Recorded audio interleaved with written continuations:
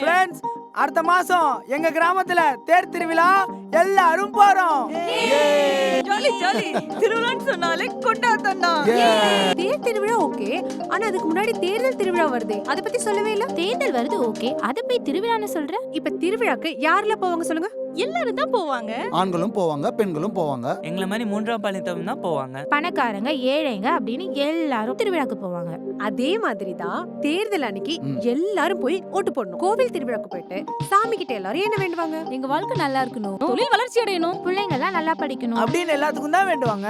இப்ப தேர் திருவிழாக்கு எல்லாரும் சேர்ந்து எப்படி போறோமோ அதே மாதிரி தேர்தல் திருவிழாக்கு எல்லாரும் சேர்ந்து போய் ஓட்டு போட்டு ஒரு நல்ல அரசாங்கத்தை தேர்ந்தெடுத்தா நம்ம தேர் திருவிழால சாமி கிட்ட என்னெல்லாம் வேண்டுதலா வேண்டணுமோ அதை அத்தனையும் நம்ம தேர்ந்தெடுத்த அந்த அரசாங்கம் நமக்கு செய்யும். நம்ம இந்த தேர்தலை திருவிழா மாதிரி கொண்டாடணும். அங்க எல்லாருமே போய் கட்டாயம் ஓட்டு போடணும். ஓகே?